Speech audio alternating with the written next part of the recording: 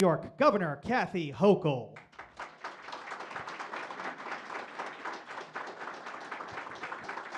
Good morning. Good morning.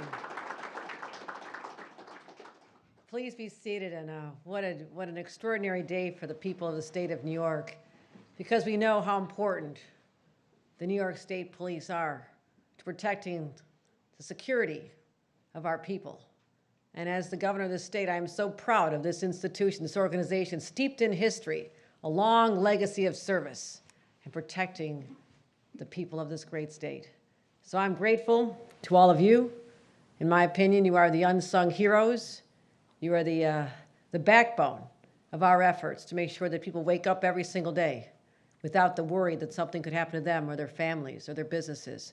So I come here with a heart full of gratitude to all of you and the men and women that you represent. And today is going to be a great day as we talk about the 6,500 people of this institution, this organization, and how we can help them with new leadership as well. So today we're here to renew our commitment to the people of this great state and the vital work that you do every single day. And now we have an opportunity, an extraordinary privilege of mine, is to appoint a new superintendent of the New York State Police. And this will be our opportunity to lead a new generation, to talk about how public service means so much, and those who are willing to put on a uniform and to go into harm's way every single day, not knowing what could be behind a door, what happens when they pull over someone on a dark highway. They go in there fearless, and I am in awe of that. And I want everyone to know that I was very intentional in selecting a leader who understood, starting out from the very beginning, what it was like to be in the shoes of our state police. Someone who rose to the ranks, someone who's led with integrity and dignity. And I want to be introducing that individual in one moment. But I want to acknowledge Major Dennis Shager, the troop commander of the State Police Troop G. I want to thank him for all his extraordinary work. There's someone who I'll recognize as well. I guess I might tip everything off. Dawn James, Stephen James' wife. Michelle Tate, his sister, has joined us. Charles Murphy, the president of the Police Benevolent Association of the State Troopers. Thank you for what you do. Tim Diamond, the president of the New York State Investigators, has joined us. Marcus Waltauer is the president of the Guardians. Thank you for what you do. And also a number of individuals who are the Troy Police Chief is here, Daniel DeWolf, Eric Clifford, the Schenectady Police Chief, and all the members of the executive team. You know, since last year of October, this institution, this organization has been led by a strong leader, a state police officer through and through. I want to thank Acting Superintendent Dominic Cimento for all he has done. I want to give him a round of applause for stepping in at a time when there's a lot of uncertainty and a void to fill. And I immediately became to rely on him for his judgment and the crises that he had to deal with. Saw him at many, many events, whether it's the snowstorms or trying to deal with a young person kidnapped not far from here, all the issues that had to come up that are always unexpected.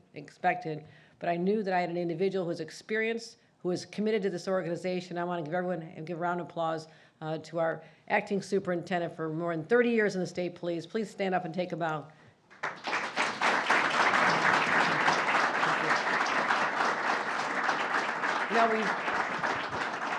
And the state police mission has changed so much.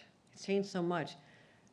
We're trying to be more inclusive, bring in more female troopers. I thank you for your leadership in this as well. Diversify our ranks so our forces represent the entirety of the state, but also to go into fighting crimes more intentionally than we've ever had it before. Hate crimes, for example, that you are the vanguard. You are the ones who are the first responders when someone complains that there's been something that happened to them personally or an institution, a religious institution that we have to protect. And we also have worked on something so intensely together, and that is fighting the scourge of gun violence and facing down more criminals than ever before, coming up to that iron pipeline all the way from the I-95 corridor. We talked about this my first days in office. We saw the explosion of gun violence in our streets. We have more criminal networks connected by the internet more than ever before, and the threats are more complex. So it's truly critical that we have leaders who are experienced and ready to meet these challenges. And I found that individual. And I'm so proud today to name the new superintendent of New York State Police, Stephen James. Please stand up.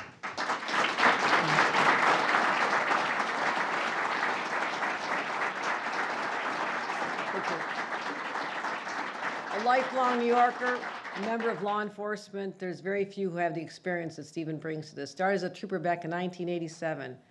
There are people in this room who were not even born back in 87. And I'm really proud of the fact that he stayed with us his entire career, dedicated. He was still a student at SUNY Albany when he joined the force. Undercover narcotics officer, investigator, rising up to lead Troop G, and eventually becoming a deputy superintendent. And I can count on just a few hands of the people who are in this room who have that depth of experience and knowledge of the state police. So he knows what it takes to succeed. He knows how to motivate people. He knows how to get the very best out of his teammates. And his priority is exactly the same as mine. That is doing everything we can in our power to keep New Yorkers safe. And we focus on my priorities, no better place to look than our budget, when I put my money where my mouth is. And I've done this intentionally for now my third budget, to say that we need more support for law enforcement in this organization and throughout the state, because that is the foundation for keeping New Yorkers safe and free from crime. So I introduced my budget just a couple weeks ago. It gives the state police more resources than ever before to get the job done. And we've already seen such incredible results. When I took office back in 2021, we're still in the throes of COVID. We haven't even heard of Omicron yet. And we're dealing with the destabilizing effect of the pandemic. Part of it was people weren't getting mental health care they needed. They were left floundering on their own. They felt the strain of economic insecurity, and many turned to violence and crime in numbers that we've never seen before. And the numbers were sky high. People literally woke up afraid, not sure they could venture out in their communities. I knew this had to change right away, and I knew where I could go. My built-in police force, because I knew I had people that were committed to the mission. And so we had so many challenges. People were afraid of gunshots. People were afraid that they'd go out to their vehicle, their catalytic converter was ripped out and sold at a chop shop. So we pursued a multifaceted approach. I empowered the state police to do what they do best, to find meaningful, impactful solutions. I rely on that. I don't sit in the Capitol and come up with ways that you should do your jobs. I rely on you from the experience that you bring to us and your leaders bring to us. One thing I need to do is increase the funding, because we could not expect you to do more with less resources. And so I said, yes, we must meet that need and expand your role in crime fighting with the money and resources you need to have. So because we've been on so many task forces, we're able to help catch a long-time fugitive on Long Island, the Gilgo Beach murderer and serial murderer. And that brought peace and comfort to thousands of people who live in the community and comfort to families who are seeking justice. Charlotte Senna, little girl kidnapped not far from here. We were so focused on this. And when I got the state police involved and brought them up there in ranks beyond what was already on the ground, people doing their best, but we needed to bring in reinforcements, the tide turned. We could use our crime intelligence centers and work with the FBI and put together the pieces and reunite that family within 48 hours. It was extraordinary. It was extraordinary. I called them to see how she's doing not that long ago. And these are the people we're fighting for, and you know this. You know this. And the counterterrorism teams that are operating all across our state. Social media. Many of you are in the academy. I don't know if you had to learn about how social media could foster such hatred and inspire people and radicalize people to do things that they never would have known how to do or been inspired to do. And I think about how we can use our technologies right here. I want to make sure that we have more resources than the bad guys do. And how we responded after the shooting in Buffalo in May of 2022. I went right back to the state police. I said, never again, we have to be on top of this. That young man, 18 years old, learned how to do everything he did on social media. He posted some signs. I said, we're going to go back and we're going to beef up our operations here and make sure you have the resources and the bodies to do this monitoring. I feel really good about where we've come in that time. You delivered the results I asked for, and I'm extraordinarily proud of that. And again, I mentioned the anti-gun unit. We teamed up with not just local law enforcement across the state. We have other states that are part of this consortium. I've been to the meetings many times, and they come in from Maryland and Maine and Massachusetts and Pennsylvania and all of our neighbors, and they're working together with us, because when one state police officer sees something and knows something, that knowledge should not stop at the border, because we're still tracking the same criminals. Long time overdue, it's happening, and we're having a real effect. And so I want to thank everyone who's been involved in that. Coordinating with our local prosecutors as well. This strategic approach is working. When you think about the number of illegal guns we've seized, it's up 160% since we started this concerted effort. Make sure all your members know that. Let them know the statistics that I read every single week. Their work is making a difference. And I'm really, really proud of that. The extreme risk orders of protection. Again, another change we made in the aftermath of that shooting in Buffalo. I knew we had the capability, but people weren't always sure how it should work. We went from 95 incidences where we were able to get the guns out of people who telegraphed already, either on social media or to a friend or in a school, workplace, that they were willing to do harm to themselves or another individual. 95 in 2021, 1,300 just this past year. That's up over 1,200%. That's just what the state police did. Statewide, because we said we want everyone to understand this power they have, we have over 14,000 cases. I'm grateful for that. That doesn't happen on its own. It happens because men and women understand the power they have to protect society, and that's what you do every single day. We've had over 1,600 guns removed. And outside of New York City, we have 25 up from 9 crime stabilization units embedded all over the state. I've been to Rochester. I've convened meetings with our local state police, our local police officers, our district attorney, chief of police, the sheriff. I sit down with everybody and say, what do you need from us? Well, can we have more boots on the ground? Can you get license plates readers to us? Can you help us with drone technology? I said, yes, yes, yes, we'll do it all. And crime is starting to go down. We're seeing real results. And murders are down 36%. I'm sorry, shootings down 36%, murders down 30% outside the city. We're back to the pre-pandemic lows of 2017 when no one even talked about there being a crime problem. If you ask people their top issues back in 2017, I'm not sure crime was in the top 3, 4, 5. We're back to those numbers when it comes to the most egregious of crimes, murders and shootings. And among the populous states in our nation, over 10 million people, we have the lowest homicide rate. The lowest homicide rate. So this perception that it's the Wild West here and things are out of control, it's not that way because of all of you and this organization, the coordination with local law enforcement. We also have the 4th lowest firearm mortality rate in the entire nation. So I share this with you. You may or may not know this, but I want your members to know this. I want them to wake up every day and know they're making a difference. I want that inspiration to be out there and know that they have a governor who sees it and a state that sees it. But it would not be happening without people who truly believe in this. Even something like car thefts. Why are crimes going up when you add up the total number of crimes? People are stealing cars. And we realized there was a TikTok challenge. I'm sure you're all on TikTok every day, right? No, me neither. TikTok challenge where kids were inspired to steal as many cars as they could, but particularly the Hyundais and the Kias, because there was a glitch in the older vehicles where it took nothing to start the ignition. I saw how it happened. I went to an impoundment lot in Rochester and said, show me how this is done. And it was so simple. So we had a strategy, work with our state police, work with our partners. And as a result of our intentional efforts, a strategy just launched in September. Car thefts have dropped 50% in Rochester, 45% Buffalo, and they were the 2 hot spots in the nation. So we're making a difference. But we can't grow complacent. It's about continuing to bring people together, share our knowledge, use our crime analysis centers, which are now all over the state. Use that to connect the dots. Because I'd always rather be in the business of preventing crimes than solving, but we do have to solve them when they do occur. And I'll tell you, I'll always make sure you have the resources you need. That is my commitment. Acting Superintendent, I will commit that. You tell us what you need. You tell us what you need to be successful. Those who say defund the police, I say fund them to the extent that they need to do their jobs, and we'll be a safer and a grateful society as a result. And we've increased the operational budget by 22%, from under $900 million to over $1.1 million in this budget. That's real money. That's real money to support you. Continuing our cybercrime investigations as well. But also, you need more people. I saw this. I'm asking people to do so much more. Interdict the guns at the border, people coming in from gun shows up Route 81 from Pennsylvania, get them, but also see what's happening on social media and go investigate this hate crime. And by the way, can you be on the streets of Rochester and help them patrol? I've asked this organization to do so much, more than ever before.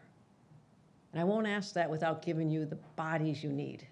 So we've increased our head count from 5,700 in 2022, proposing 6,500, a 13% increase. But also, we had a double. I said, why aren't we getting more people through? What's taking so long? I'm so impatient. Well, we have 2 academies a year. I know this because I spoke at every single graduation since I was lieutenant governor. I love the graduations. I love looking in the eyes of these young people and saying, yes, you've made the right decision. You worked hard, the separation with the academy for 6 months from your family. I used to hear the stories. Dwan's here. I used to talk to him at my detail and say, well, what is it like? How did it feel? And they said, you leave on a Friday night to go home and see your family. It felt like Christmas, and it felt like you're going back to school on a Sunday night, and you kind of didn't excited about it. But that's just human nature. But it creates a bond among people, and I've seen that. It's powerful. I said, 2 academies a year, we're not going to have enough people. We doubled it to 4. I was told we wouldn't have the space. I said, find the space. It's a big place. It's a big state. Use the state cap, whatever you need. Make it happen. So in 2 years, we've made these investments. We're going to continue making investments, and we're going to continue these record levels of funding. I will do anything I can to make sure you're successful. And the latest crime that people are talking about is retail theft. People are coming in. Organized crime units are getting people on the ground to sweep the shelves, leave in a stolen vehicle, right, and then sell it on the internet. We can shut that down. I know we can. So I said, I've a multifaceted approach. Let's start with $25 million for state police to get the bodies you need, the training you need, go out there and share these best practices with all these communities that are under siege right now. That's how we stabilize our communities, because right now it feels like things are out of control, at least in some of them. So these are what we can do for the people of New York. And I know that I've selected a leader who sees this, who sees the possibilities of how we can work together and be creative and say, yes, there is an answer to this. We don't have to say this is how it's always going to be, because if we did, that crime rate would keep going up right now instead of coming down in almost every category the way it is. It's an intentional decision to change outcomes, and have the coordination and the cooperation and the resources. And I know that Stephen James understands this. I know he's the person of the hour right now to lead at this time. And I'm a tough boss, I'm going to tell you right now, because I'm going to be saying, how are we doing with our numbers? What do the numbers look like on crime now? What are we looking at for retail theft? I'll give you a couple of days, okay? I promise, I'll give you a couple of days. But I'm very impatient because people's lives are on the line. Public safety's on the line. That sense of security that every single New Yorker is entitled to is on the line. And we will answer that call. We will rise to that occasion, because we always have. Because, my friends, this is the great state of New York. And I'm really proud and confident that you'll lead with the integrity, make sure the culture fits my values, our values, and make sure we have the accountability to safeguard the people of the state. So, ladies and gentlemen, please join me once again in congratulating our new acting superintendent, Stephen James, and bring him up. Where is he, Mike?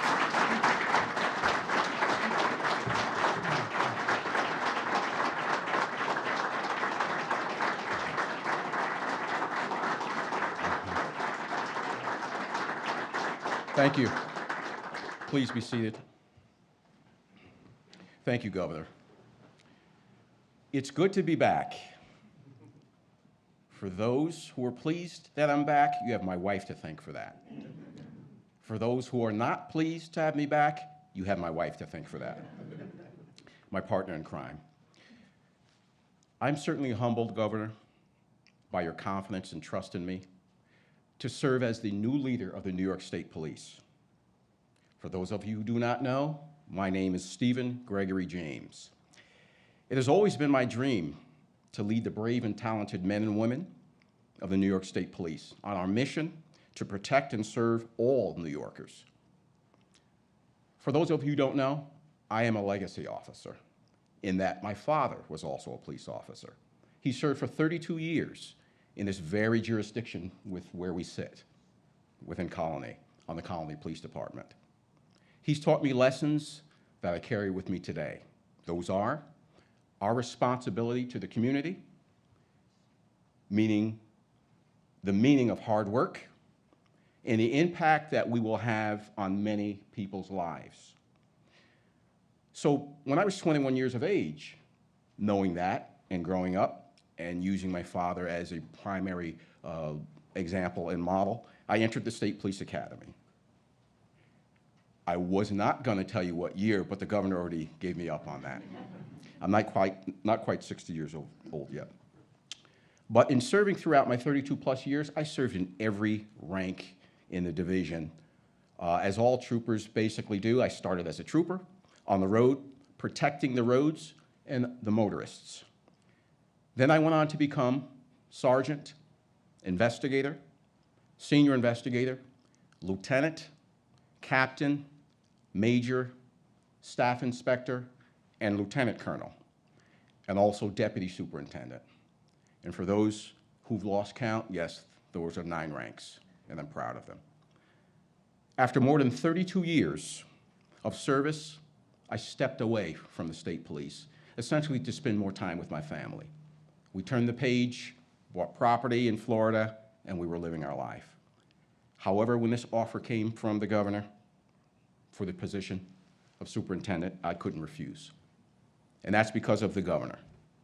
She understands that the troopers have an incredibly tough job to do, and I certainly know how tough that job is. Governor Hochul has shown time and time again that protecting New Yorkers is her top priority. And she's committed to giving us every tool needed to do our jobs and to keep the community safe. Now, I don't know about you, but for me, that's one heck of an enticement to become a state trooper. You give us the resources. You give us what we need. In this time and day and age, I'm all in. She's made historic investments in the state police as a result of having more tools to fight crime, more than ever before. Certainly, troopers have helped to drive down the crime and stem the tide of illegal guns on the streets all over. And that's thanks to the governor's leadership. You should all know I truly believe in the state police, but we have much work to do. To the troopers, I commit to being a supportive force for the rank, for the men and women of the state police. Know that I will hold us all accountable for our actions, all of us. I'll commit to utilizing the skills, the abilities, and the experience of the various state police staff throughout this organization. And I won't simply just rely on those who I have a working history with. I'll further commit to elevate the state police as leaders in the arena of cutting-edge policing, serving as a national model agency of learning, teaching, and the implementation of technological advancements. Without a doubt, this is my crowning achievement. Serving as superintendent certainly will undoubtedly be one of the toughest jobs that I've had. This opportunity comes around once in a lifetime, and that's if you're lucky. I also believe it serves as a testament to the power that can be achieved through faith, family, friends, and determination. And this is how I'm able to stand before you today with the full knowledge of how fortunate I am, and my family as well, to have been provided with a rare opportunity to be the acting superintendent of the New York State Police. I want to thank my dear wife, Dawn, and my family for always, and I mean always, being there for me, being by my side. I express my sincere appreciation to each of you out there for believing in me. Because no, it's a true honor, know that. It's a true honor to be the steward of this incredible organization. So thank you again, Governor. Greatly appreciate it for your unwavering support. And on behalf of the men and women of the New York State Police. But I thank you for trusting me with the honor to lead them. So having said that now, let's go to work. Thank you. Distinguished guests, thank you so much. That concludes our program.